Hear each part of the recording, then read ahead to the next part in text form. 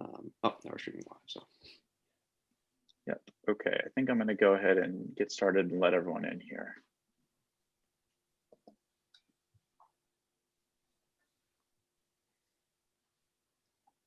I mean, I see the participant number ascending.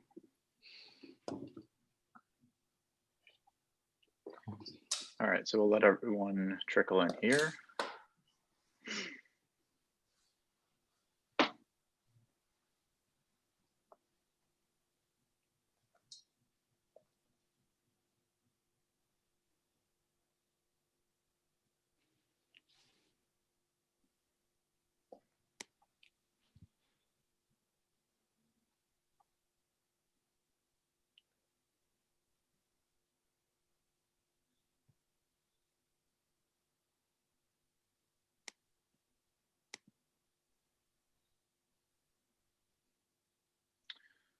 All right, so I think we'll go ahead and get started. Good afternoon, everyone. My name is Jasper Bors, and I'm the Speakers Director of the Buckley Program. Also online, we have Matisse Baton, who's the editor of the Buckley Program's online publication, The Beacon. I should note Matisse is in France right now, so perhaps Edmund Burke's thoughts will be extremely salient for him. But Matisse will be moderating the event alongside me. Welcome to the Zoom lecture titled, What Did the First Conservative Think of Capitalism? With Professor Gregory Collins. Before we introduce Professor Collins formally, I want to say a few words about the Buckley Program. For those of you who are joining us for the first time, the William F. Buckley Jr. Program is an organization dedicated to promoting intellectual diversity and open political discussion at Yale. We do so in a variety of ways, including hosting dinners, lectures, seminars, fire and line debates, and an annual conference. Our over 300 Buckley Fellows have a wide range of political beliefs, but they all stand united against intellectual and institutional complacency on campus. By providing Yale students with a forum to engage meaningfully with serious conservative thought, the Buckley Program forwards its mission of a more open and more representative political atmosphere. Especially at a university where the mission is the cultivation and creation of new knowledge, Buckley Fellows believe that all perspectives, including those of the right, must be heard and examined in good faith. You can learn more about the program and how to become a fellow on our website, buckleyprogram.com. All Yale undergraduate and graduate students are eligible. And if you're a fellow, please share this opportunity with your peers. Now on to Professor Collins. Professor Gregory Collins is a postdoctoral associate and lecturer in the Department of Political Science and Program on Ethics, Politics, and Economics at Yale College. Professor Collins's scholarly and teaching interests include the history of political thought, the philosophical and ethical implications of political economy, American political development, constitutional theory and practice, and the political theory of abolition. He has published articles on Burke's economic thought in Review of Politics, Frederick Douglass's constitutional theory in American political thought, Burke's and Adam Smith's views on the East India Company in the Journal of the History of Economic Thought, Burke's plan for the abolition of the slave trade in Slavery and Abolition, and Burke's intellectual relationship with Leo Strauss and the Straussian political tradition in Perspectives on Political Science. His current book project is a comparative study of the political thought of Scottish Enlightenment thinkers and Burke that addresses questions regarding empire, commerce, morality, and historiography. Professor Collins received his MA and PhD in politics from the Catholic University of America in 2017, and his BA in political science from UMass Amherst in 2009. We'll allot the first 20 minutes this afternoon for Professor Collins to present on his newest book, available from Cambridge University Press, entitled Commerce and Manners in Edmund Burke's Political Economy. From there, we'll move right into questions from the moderators and the audience. If you wish to ask a question, please submit it in writing using the Q&A feature on Zoom. We'll do our best to end the event at 5:30 p.m. With that, please join me in warmly welcoming Professor Collins to the Buckley Program. Thank you, Jasper and Matisse. Before I start, if I ask a question, will people be able to respond verbally, or will they just well, Matisse and I can respond verbally, but I'm afraid the audience members won't be able to respond except in the Q&A section, which all of us should have access to. Okay, great. So I'll initially pose two questions, and so my audience for those questions will be you two. So okay, keep on your toes. Well, first of all, thank you both to Jasper, Matisse, and Lauren and Madeline Gee for the invitation to present some of my research on my book on Burke for the Buckley Program, which, as we know, is deeply committed to promoting the spirit of intellectual inquiry in the Yale community. And I just learned that Lauren had a baby, so congratulations to Lauren in particular. In terms of the Buckley Program, briefly, I attended a conference on Russell Kirk, I believe in the fall of 2018, which was well run and had a very nice cheese spread. So kudos to the Buckley Program for their attentiveness on that matter. And I also was gracious enough, Lauren graciously invited me to attend a talk from Lee Edwards at a dinner, I think a couple years ago as well. So that's been my experience with the Buckley Program. And I should also mention that this talk right here is actually, everyone who's listening right now, and thank you for attending, is the first public talk on this book, which was just recently released, and there have been no other events on this. So every person watching this should be very, very, feel very, very important that the state secrets of this book are being revealed, slowly revealed for the first time to this audience. So thank you, everyone, for this. So let me start off by posing two questions to all of you, but I guess the only two people who can respond right now are Jasper and Matisse. The first question, the title of my talk is, what did the first conservative think about capitalism?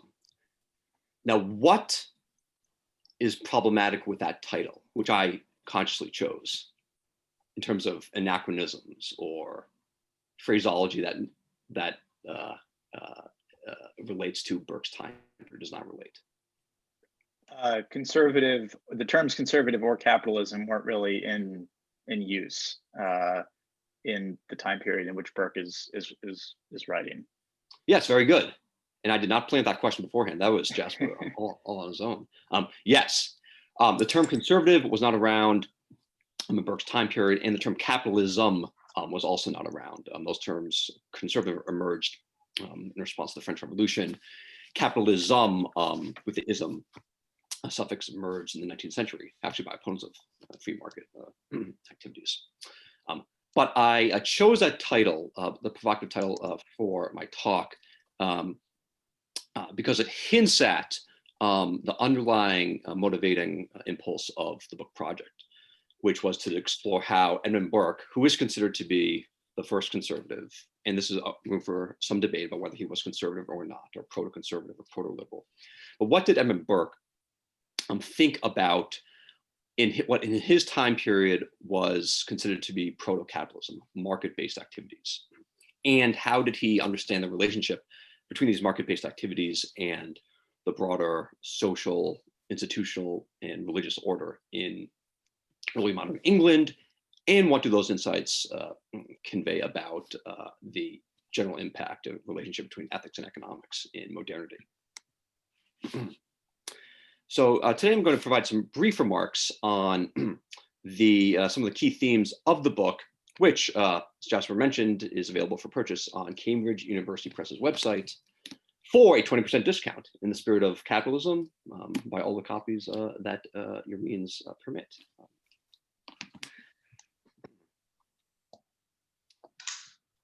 That Burke might hold some significant insights into economics may come as a surprise to some of you. A British philosopher statesman of Irish origin, he is famous for his furious attack on the French Revolution, as captured in his famous writing, Reflections on the Revolution in France. He has been characterized, among many labels, as a, hold on 2 seats, a conservative, liberal, natural law theorist, traditionalist, historicist, reactionary, reformer, romantic, imperialist, anti-imperialist, empiricist, utilitarian, and Aristotelian. But rarely is he considered to be a profound thinker on matters relating to commerce, public finance, taxation, and revenue. As my book attempts to explain, however, Burke's political economy warrants serious attention because it blended his understanding of pure economic phenomena with broader social and religious understandings of the proper role of commercial activity in the wider societal order. As demonstrated in his primary economic tract called Thoughts and Details on Scarcity, which discussed the agricultural economy in England in the 1790s, Burke certainly had a strong command of supply and demand principles for the time period in which he lived, especially for someone who was in the British Parliament, which was populated by landed gentlemen who, for all their noble aristocratic behavior, tended not to devote a deep amount of energy to understanding the mystifying intricacies of supply and demand activity. Burke, however, was one such landed gentleman who did so as well. In other words, those landed gentlemen were not Milton Friedman or even Paul Krugman.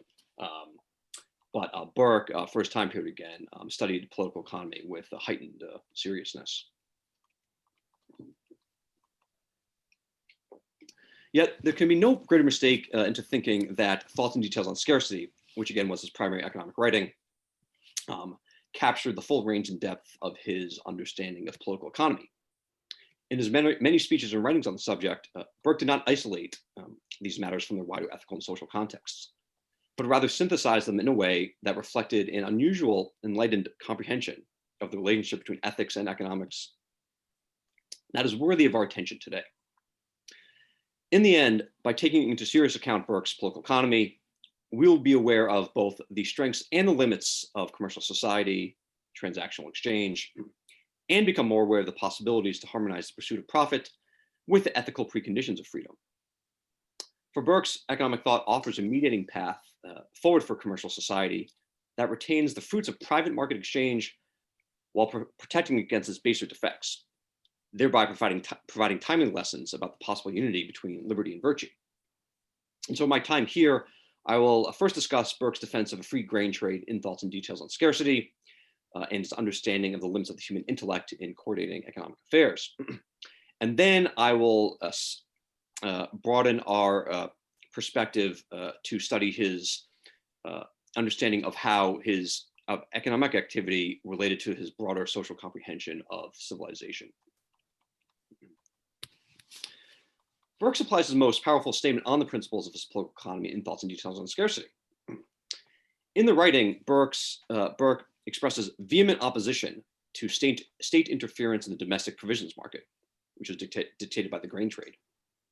He explicitly disapproves of parliamentary efforts to establish a new minimum wage, dictate private contractual arrangements between farmers and laborers, and establish public granaries. The core of his argument is that the internal grain trade flourishes best when the scope of government intervention in the economy is tightly confined and disciplined. Burke argues that supply and demand laws coordinate the flow of provisions in an efficient manner to needy areas. Accordingly, he issues a firm defense of the competitive price system as a mechanism that allows a supply and demand of goods to meet the particular preferences of consumers and producers. And he also praises middlemen in the agricultural economy for helping encourage this efficient distribution of resources. Perhaps the most intriguing intellectual feature of Thoughts and Details for modern readers, especially for participants in this webinar, is Burke's anticipation of F.A. Hayek's insights into the inherent limitations of human knowledge in organizing private social and economic activities. And I believe Bruce Caldwell gave a talk or a series of lectures on Hayek to the Buckley Program. Is that correct? Yeah, he did a like one of our 3-day political philosophy seminars, which usually happen at the end of summer or winter break. Sure. So some of us are familiar with Hayek's thought. Burke anticipates key tenets of Hayek's thought in Thoughts and Details. And let's consider one quotation of Burke, which exemplifies this. Regarding the wages and contracts between farmers and laborers, Burke writes in Thoughts and Details, quote, legislative acts attempting to regulate this part of economy do, at least as much as any other, require the exactest detail of circumstance, guided by the surest general principles that are necessary to direct experiment and inquiry, in order again from those details to elicit principles, firm and luminous principles to direct a practical legislative proceeding.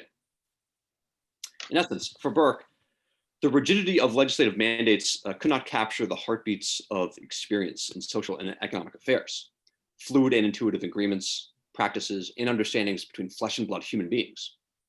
Inflexible bureaucratic rules did not reflect the many unstated expectations and obligations inherent in the implied contract between the farmer and laborer. And unlike free-flowing prices, state edicts could not be changed quickly, but only after being sanctioned through formal and sometimes slow administrative procedures. Similarly, Hayek, like Burke, praised the competitive price system in free markets for channeling the flow of resources with greater efficiency than could the single human mind or multiple minds.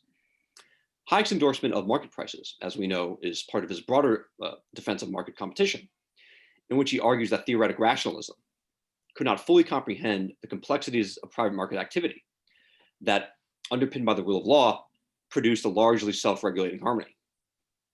For Hayek and Burke, even the brightest individual mind was only aware of a minuscule portion of the sweeping index of knowledge necessary to ensure the smooth coordination of goods and services. Now, that is a brief summary of thoughts and details on scarcity. And I will now transition to his thoughts on free trade briefly before moving on to his biggest and most important lessons in the French Revolution on political economy. I'm going to address Burke's positions on free trade, if only because issues of globalization and neoliberalism have clearly influenced contemporary public debate in the past 4 or 5 years. Now, Burke was typically an advocate for free trade, as exemplified by his support for the Freeport Act of 1766, which established 6 new trade ports in the British West Indies, and exemplified by his more famous endorsement of easing commercial restrictions between Ireland and England in the late 1770s to promote the spirit of free trade. In these arguments, he conveyed insights that are familiar to us today. Free trade tends to promote mutual harmony, reduces social conflict, and generates public prosperity between the transacting parties. We must, however, resist the inclination to conflate Burke's views on free trade with those of other proponents of market exchange in the early modern period and of ardent proponents of free trade today. These groups often employ the du commerce thesis, part of my French, by the way, Matisse, du commerce, which argues that free trade will naturally promote peaceful relations between antagonistic nations, and that the advantages that flow from global exchange naturally outweigh its disadvantages. As I said, Burke promoted free trade in a number of important instances, in the British West Indies, with Ireland, with America. But he was also aware of the limits of free trade. And this was the case for a number of reasons. First, he defended the older system of the Navigation Acts, which were the series of commercial restrictions that attempted to confine the flow of British goods, both in England proper and British colonies, within the sphere of the British Empire. For Burke, these acts helped build and fortify the Anglo-American commercial partnership throughout the 17th and 18th centuries, knowing full well that control of the seas meant control of one's security interests, as well as commercial interests in the face of global rivals. Even more, Burke opposed the Anglo-French Commercial Treaty of 1786, which called to lower commercial restrictions between Britain and France. And he also supported the Traders' Correspondence Bill of 1793, which would have discouraged economic activity between the two nemesis at the time of the French Revolutionary Wars. Now, championing the virtues of free trade with Ireland and America was one thing, because they shared a common tongue and imperial security interests as England. As Burke understood, however, France, England's most formidable adversary throughout the 1700s, was quite a different species, especially in the late 18th century. The French Empire had made conscious attempts throughout its century to weaken the commercial and naval capacities of the British Empire, and vice versa. And of course, the French Revolution's imperial ambitions in the 1790s posed a menacing threat to the integrity of Britain herself. Burke's positions on these legislative proposals, Anglo-French Commercial Treaty, the Traders' Correspondence Bill in the 1790s, they were informed by a keen recognition that the promotion of commerce between rivals who did not share a common language and tongue, and security interests and geopolitical interests should be met with extreme caution in times of tension and conflict. I will now turn to Burke's most philosophically important writing, Reflections on the Revolution in France, in which Burke, as many of us know, he leveled a blistering attack on the French Revolution for seeking to establish a utopia, in his judgment, through the complete transformation of French society, eliminating feudalism, promoting secularism and atheism, endorsing radical innovation over incremental reform, and encouraging the triumph of reason, abstract reason, over faith, and so on. This is what Burke is most famous for in the Reflections, which has led many commentators to argue that he is, in fact, the godfather of conservatism, which is still a matter of some debate. But in the Reflections, he also offers very intriguing economic arguments in the writing. And the most important one has to do with the relation between ethics and economics. And it can be captured in a single premise. The blossoming of European commerce grew out of particular ethical preconditions.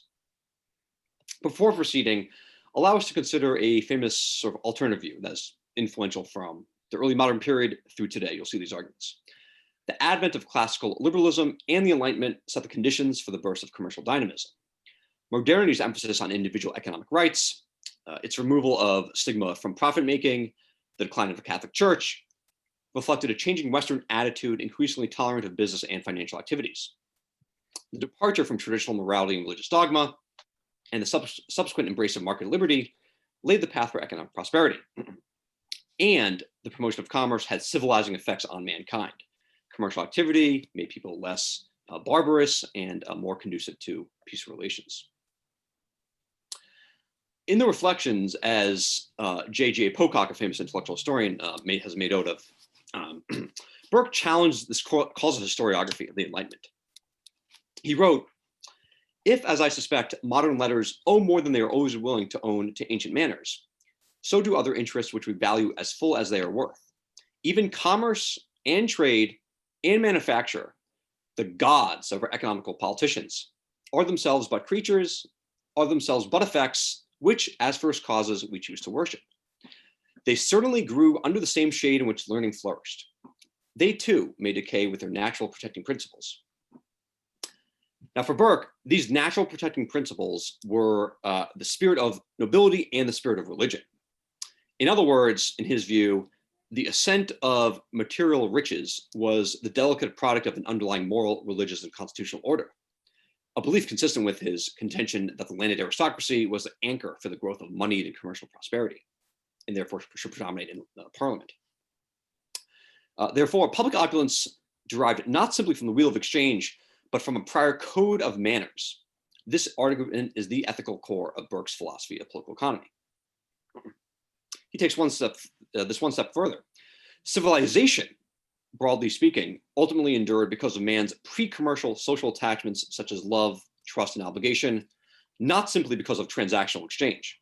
He writes, again in the Reflections, and this is famous, some of you may have heard of this quotation, quote, "Society is indeed a contract. Subordinate contracts for objects of mere occasional interest may be dissolved at pleasure. But the state ought not to be considered as nothing better than a partnership agreement in a trade of pepper and coffee, calico or tobacco, or some other such low concern, to be taken up for a little temporary interest and to be dissolved by the fancy of the parties. It is not a partnership in things subservient only to the gross animal existence of a temporary and perishable nature." A temporary and perishable nature. For Burke, trade and barter were voluntary pacts. One party freely chooses to enter into a contract with another party to satisfy his individual preferences. In this scenario, one's duty emerges from the conditions of the agreement. But the perpetuation of commercial activity and civil society and empire, in Burke's case, required the fulfillment of moral obligations that preceded the formation of temporary contracts. The decision to meet these obligations was not voluntary, but mandatory. Man could choose to enter into or leave ad hoc contracts then, but he did not have the right to escape his ethical duties in society. This is not to say that Burke did not recognize that markets could promote virtue, in particular commercial virtue. As he maintained in Thoughts and Details and elsewhere, trade between peoples reflected industry and diligence, and could encourage public prosperity while reducing social tensions. Similar arguments that Adam Smith and Scottish Enlightenment thinkers made. Nevertheless, Burke's chief point in the Reflections on this matter is that voluntary contracts and transactional exchange in both economic and political realms cannot sustain civilization by themselves. Therefore, while Burke praised enlightened avarice for spreading commercial affluence, he denounced the commodification of that which, in his view, eclipsed considerations of trade and utility, convenience and pleasure, such as our commitments to our families and friends, religious establishments, and inherited land in his time. For one of Burke's crucial arguments in his writings on the French Revolution, and his most philosophical one that relates to his conception of political economy, is that we must be aware of the potentialities and limits of transactional exchange and temporary contracts in steering the growth of civil order. Commercial enterprise is a noble aim, but it must be cushioned by the ties of love and affection, friendship and religion that are not ultimately dependent on the vagaries of the marketplace. For these dimensions of social and ethical life, in Burke's judgment, not supply and demand laws or productive labor or the creation of wealth were the underlying bedrocks of a flourishing civilization. Thank you. All right, thank you, Professor Collins, for the excellent presentation. Matisse and I are going to ask a few questions, and then we'll move into Q&A from the audience. So please submit your questions with the written function, which is available at the bottom of the screen. So my first question is sort of basically about like the historical circumstances in which Burke is writing. How did the development of industrial technology and industrial modes of production, with the sort of coming of the Industrial Revolution, how did that impact Burke's thought, and how did that impact his kind of economic, the lens in which he was viewing economics? Yeah, that's a good question. So assuming if the Industrial Revolution, various historians pinpoint the start date of the Industrial Revolution. If we say it's around 1760, that was 6 years before Burke entered Parliament. So in 1760, he was 30 years old or so.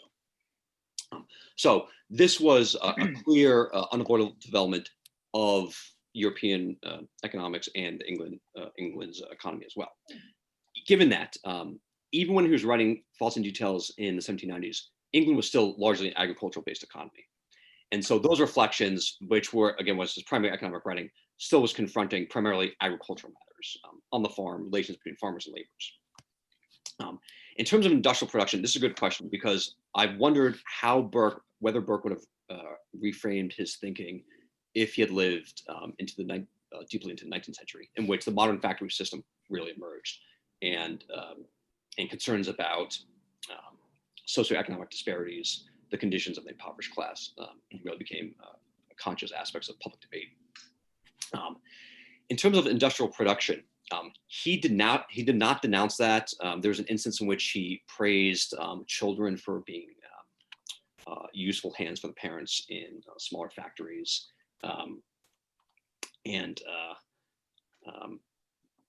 there were also the other dimension is that the Industrial Revolution intimately was connected with commerce and trade. And on this matter, Burke was a firm advocate of commerce and trade, which complemented the rise of what they called manufacturers, the manufacturing capabilities of particular colonial jurisdictions.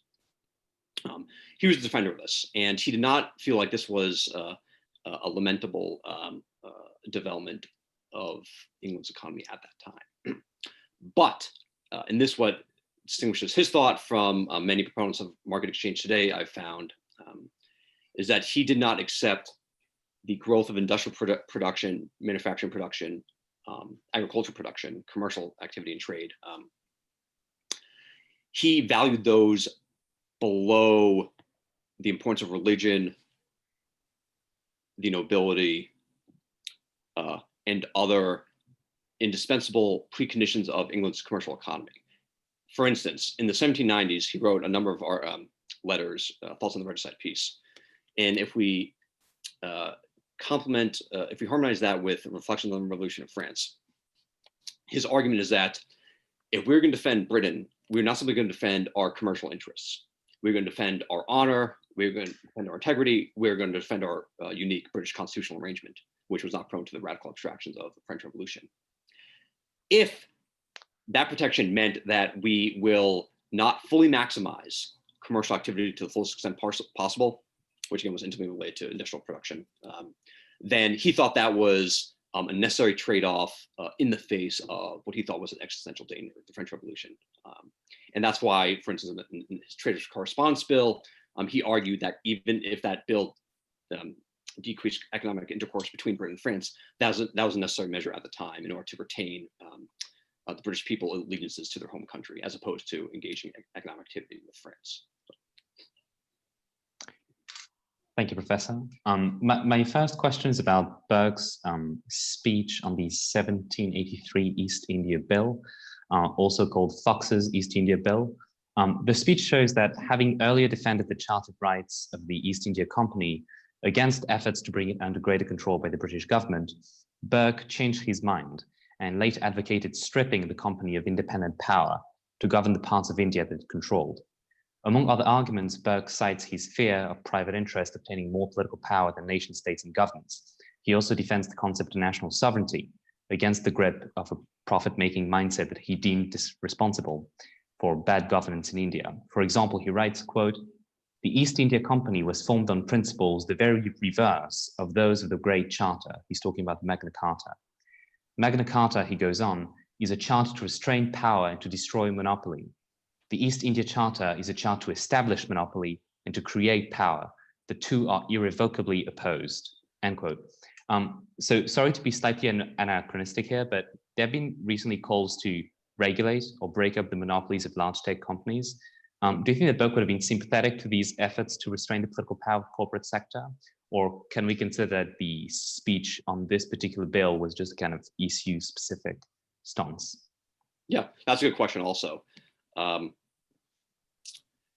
So briefly on the East India Company, it was a chartered institution backed by the British government that granted trading privileges to the company in the East Indies. And that particular speech addressed the expansion of the company's political military power in India, which led to the oppression of the Indian people, politically and also economically.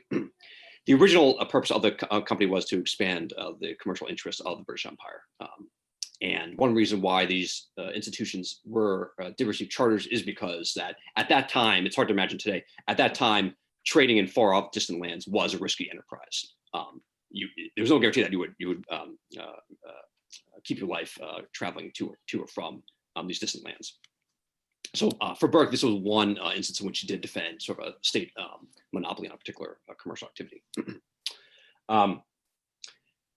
Applying his insights in the corporation to today, and briefly also, his argument in that speech is that when the East India Company exceeded its commercial purpose of promoting the economic interests of the British Empire and started to acquire the sovereign powers of war and peace, waging wars, corrupting local rulers, establishing political monopolies on local Indian communities, which led to the monopolies on the marketplaces of Indians.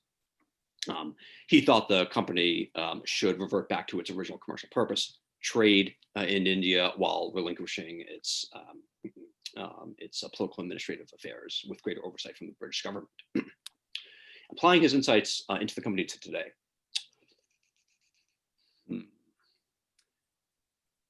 I think insofar as if he determined that corporations today were restricting market competition, like he thought the corporation was restricting market competition within these local Indian communities, it's quite reasonable to assume that he would be sympathetic to efforts to promote market competition. And if that meant lessening or imposing some regulations to do so, which would rein in corporations' power, then that could be a tenable use of policy. I am cautious about saying whether Burke would or would not have support particular policy prescription today. But I will say that because he would defend market competition, such as in the case of the East India Company in local Indian affairs, I could see him supporting efforts to promote market competition when corporations impose some sort of monopoly on local communities. Great. So we're going to ask a few audience questions now, and we might ask a few more of our questions later. But our first audience question asks, one of the preconditions for England's commercial development were a series of enclosure acts over many hundreds of years. How did Burke view the various enclosure acts, given your framework of a commercial society bounded by ethics? Yes, that's a great question. Unfortunately, Burke did not have I did not come across a long treatise of Burke on the enclosure movement. He had scattered thoughts here and there on the movement.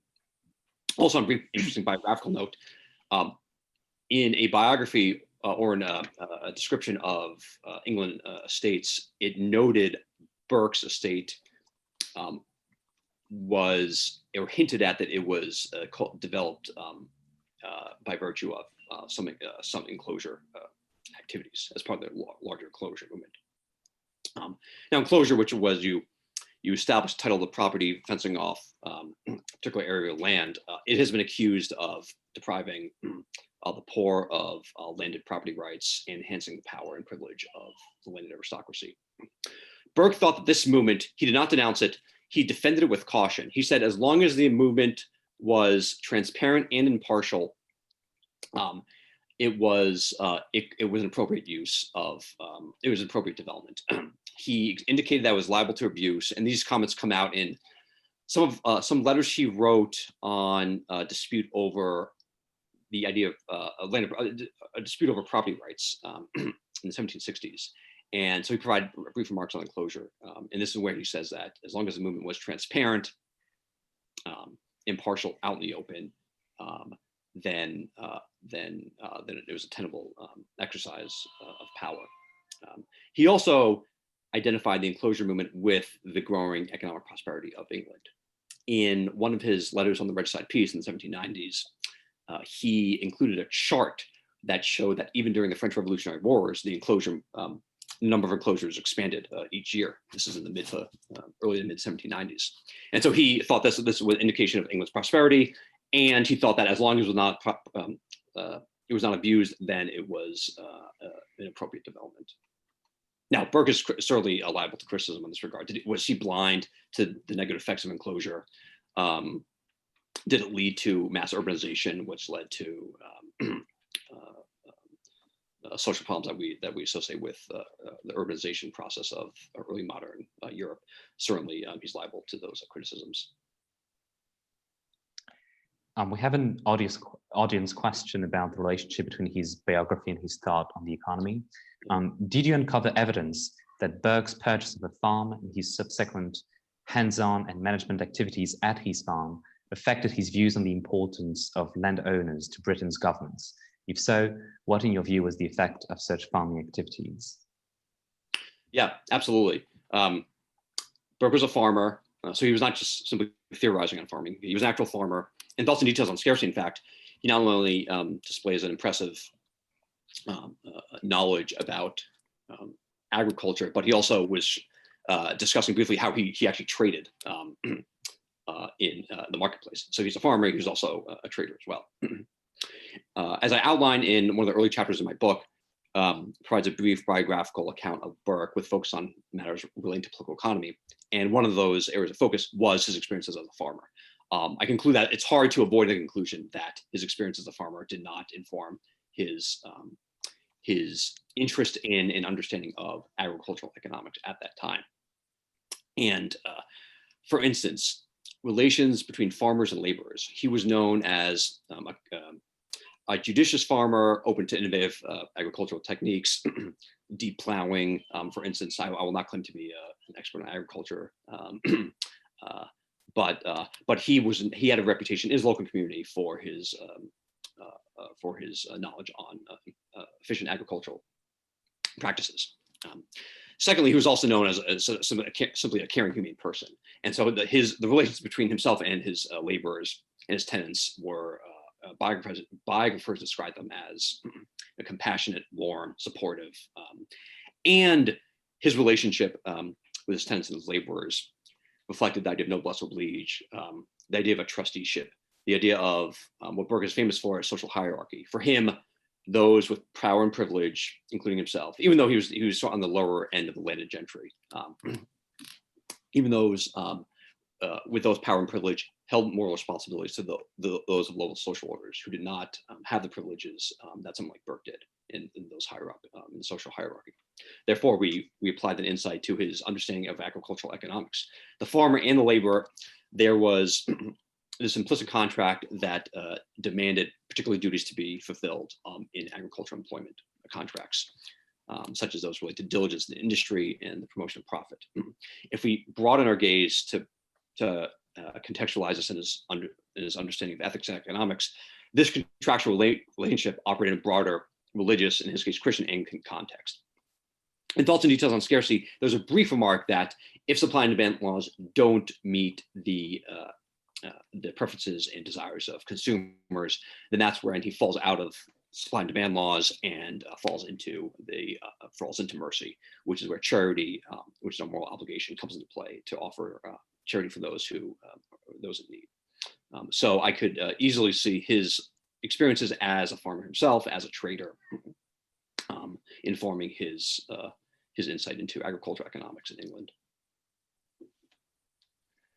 Great. Next question from the audience asks, when Burke is writing about the spirit of religion and the spirit of nobility in the Reflections, he's of course writing about Europe, but how much of this applies to his views about Indian civilization?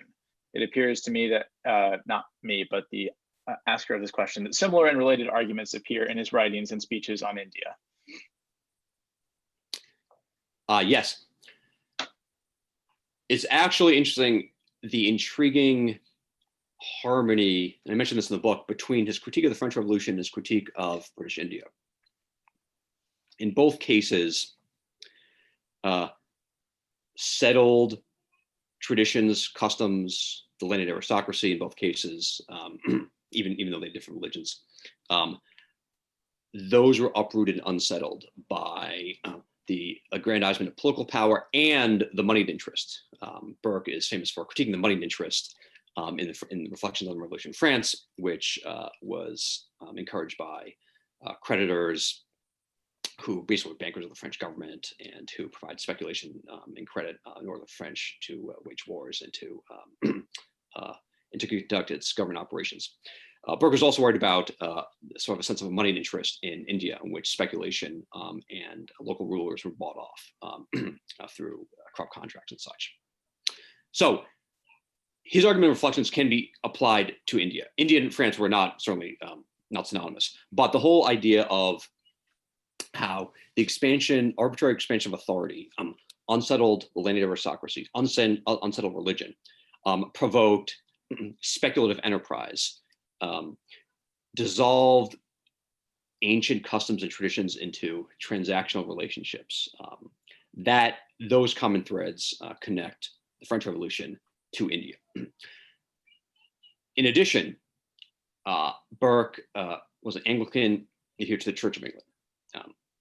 He was a Christian. If given his preference, people would be Christians. However, and this comes up, I'm thinking of his plan for the gradual abolition of the slave trade. In his plan for the gradual abolition of the slave trade, he provided some provisions to regulate the slave average existence. One of the provisions offered opportunities for slaves to be instructed in the Christian religion. He also says that if not the Christian religion, then I believe in local religious practices. So even if his preference was Christianity, he understood the importance of local settled tradition, including settled religious traditions. And he was not going to provoke further social disorder by trying to uproot these traditions in the sake of converting people to Christianity, if that in fact would create more problems and disrupt those local traditions. Thank you. We have a question here from the audience about quote unquote rational peasant type theories. So what would Burke think about contemporary quote unquote rational peasant type theories? If they're mistaken, where exactly do they go wrong? Is it just empirically wrong, or do they make more fundamental errors? Now, for the audience, The Rational Peasant is a book by Samuel Popkin, which claims that political economic systems are actually prior to norms and culture. I've not read the book. I'm not, so I can't comment on that book. But on that argument, Burke's argument in the Reflections reverses that argument. Culture precedes politics and economics. Let me actually amend that. Today, we tend to compartmentalize politics, economics, culture.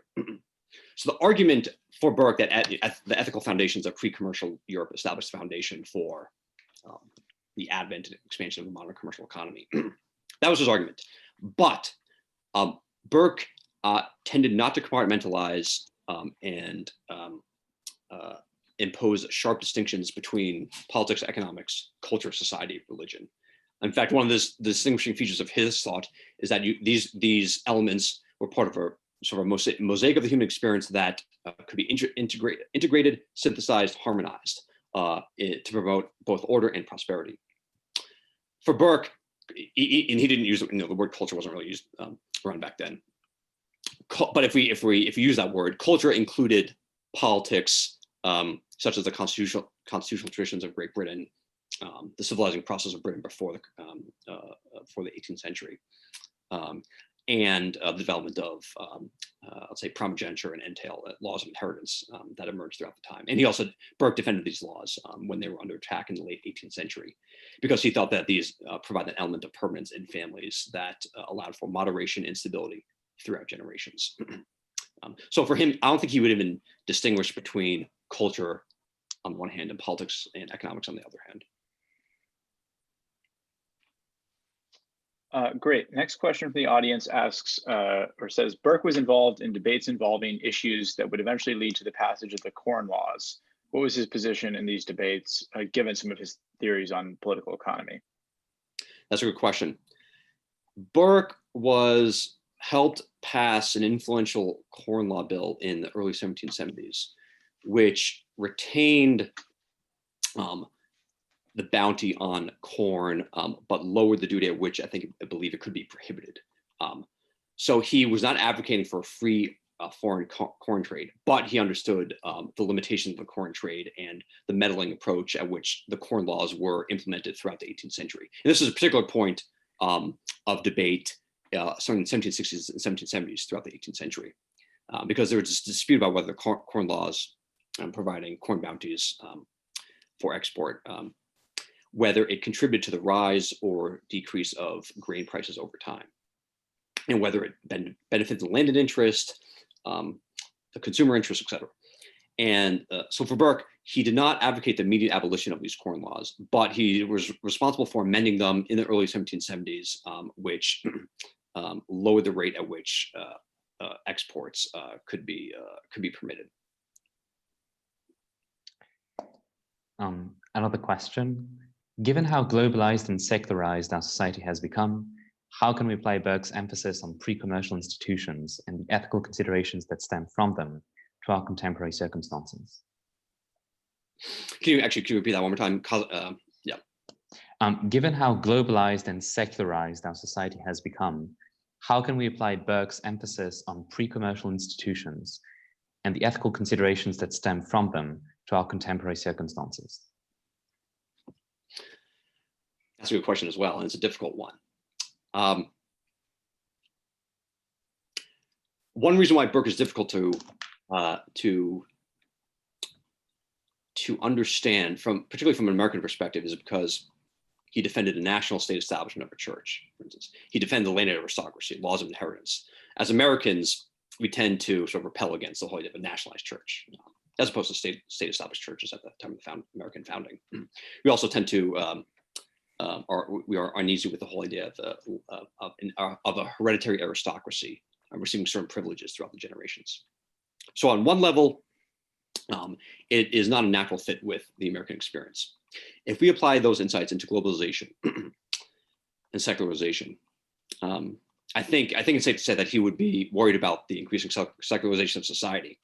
Given that, however, he is famous for his advocacy of reform through, some people say, gradual and incremental means. I tend to prefer the terms of proportional means, proportional to the threat that is that civilization faces.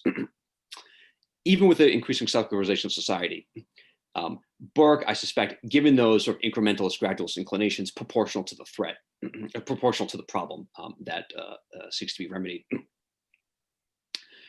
widespread reestablishment of religious establishments would contradict that sort of impulse on moderation. The gradual building up of our religious sentiments and attachments, however, I think could be easily harmonious with his religious beliefs, his political beliefs, and his beliefs about reform.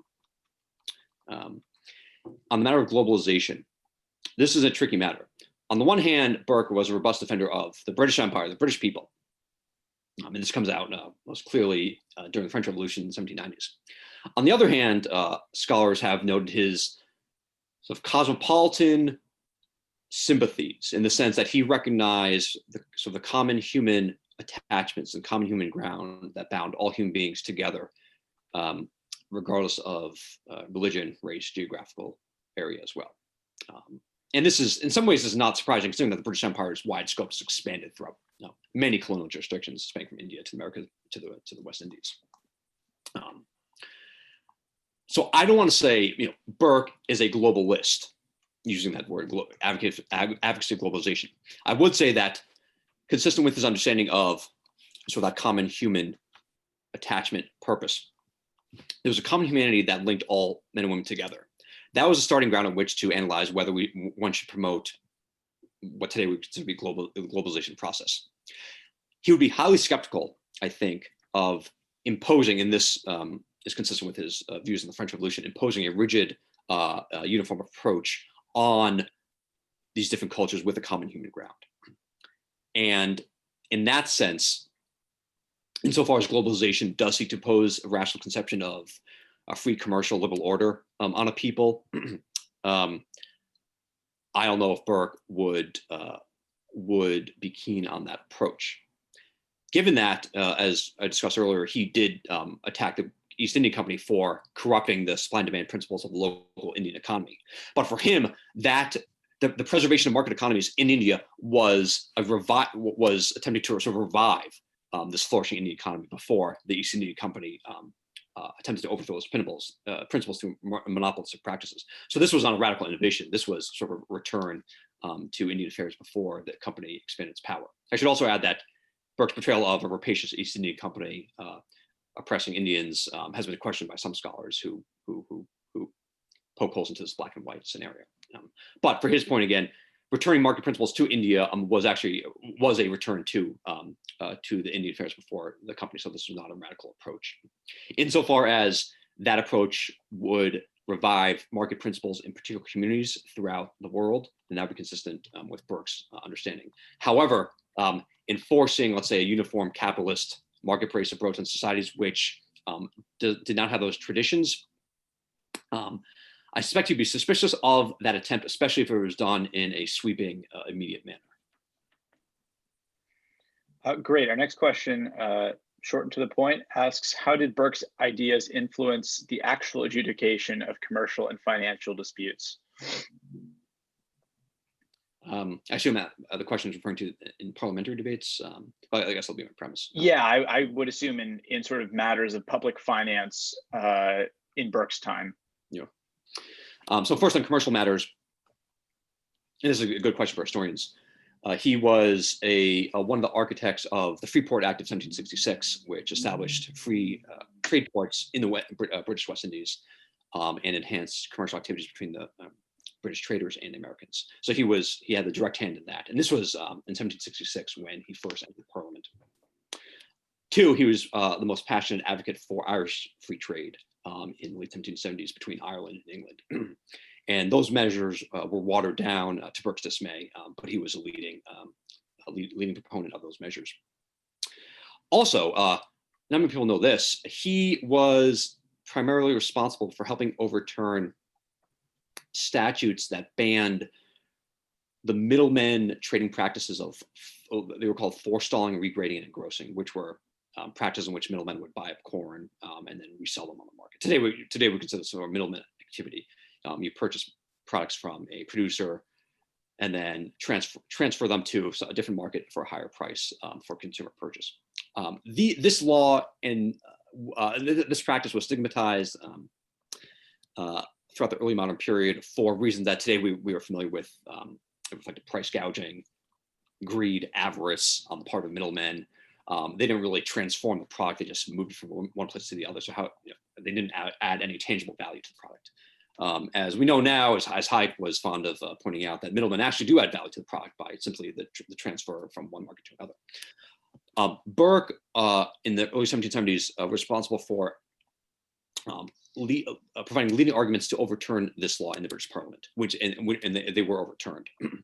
And when attempts to revive these bans on forestalling, regrading, and engrossing in 1787, he was also passionately in defense of preserving the repeal in order to allow a free grain trade, which is consistent with his message and thoughts and details on scarcity, on the importance of free grain trade. In terms of other matters of influence, and in fact, in terms of the thoughts and details on scarcity, when the British government was considering imposing minimum wage hikes, laws regulating the contracts between employers and employees.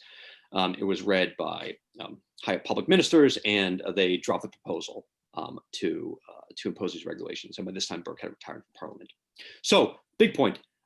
As I discussed in the book, he has a sort of underemphasized or underappreciated role in influencing the passage of this legislation on commercial matters throughout his time in Parliament. Oh, actually, and also briefly on financial matters.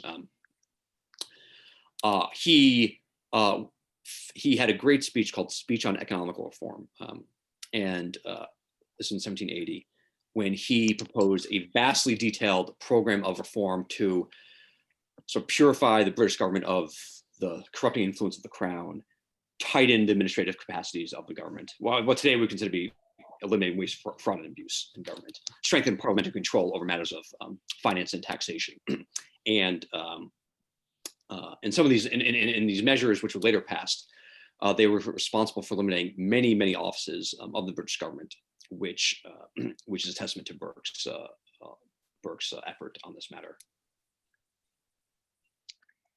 Great. Another audience question. Through Burke's writings, is there an explicit, or more likely implicit, border between the activities of the sovereign and the non-sovereign actors? Your enclosure analysis and your East India Bill analysis seems to point towards an efficiency principle here, i.e. what's best for overall economic growth. Are there other principles you have found in your research?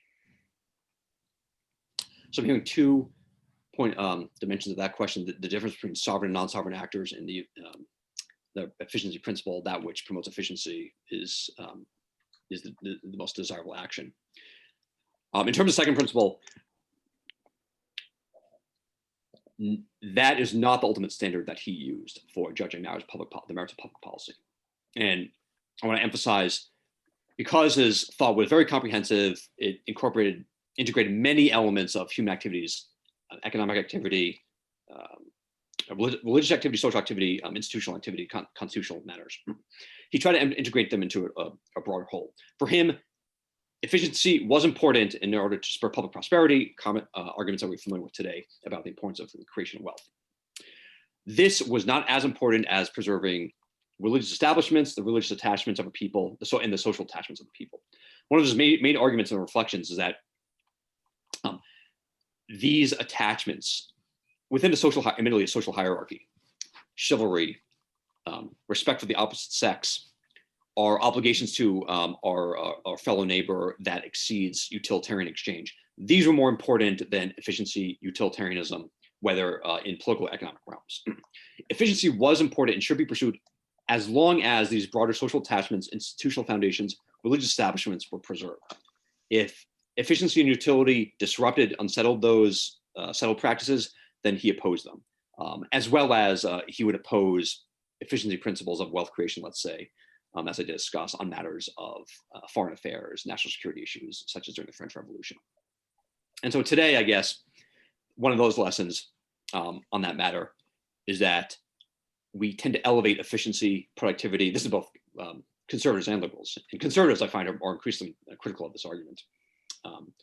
But even the Republican Party, conservatives, classical liberals, libertarians, and some progressives, they tend to elevate efficiency, utilitarian thinking, the importance of productive labor in driving civilization, driving our understanding of the proper ends of human order.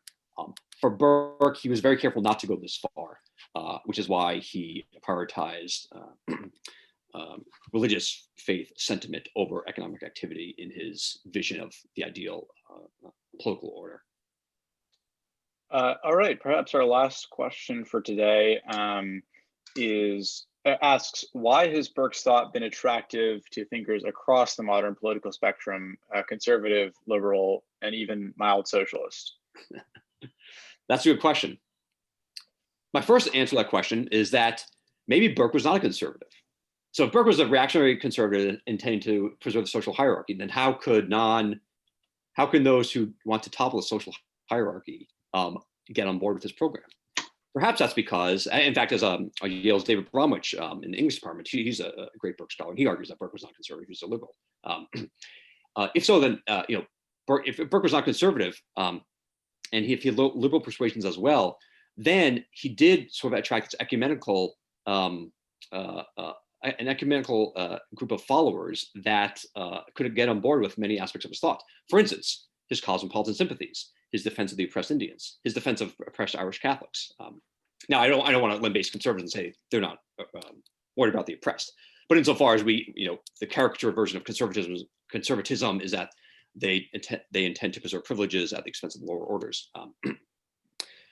Burke was very keen on being aware of those oppressed classes in the case of non-English peoples, including those who were affluent like the Americans, those who were oppressed under the penal codes in Ireland, the Irish Catholics, including those non-Christians, Indians, and also Africans. On this matter, for instance, Burke, most people don't know this, Burke, I wrote a piece on this, Burke wrote perhaps the first detailed comprehensive plan for gradual abolition in British history. So I assume that aspect of that dimension of his thought could attract those who are not keen on traditional tenets of conservatism. All right, it looks like we're at 5:30 now. That went by really fast. I want to thank you, Professor Collins, for joining us this afternoon. It's been a real pleasure to hear from you and hear your thoughts on Burke, who's a figure who bears in many conversations about conservatism and sort of tangent to what the Buckley program does at Yale. So we're thrilled to be able to have this platform be your first book talk. Yes. And definitely hope the book sells well. Thank you, and thank you very much for the opportunity to talk. Thank you so much. Thank you, All right, Professor. take care. Have a good one. Bye-bye. Thank you for joining us.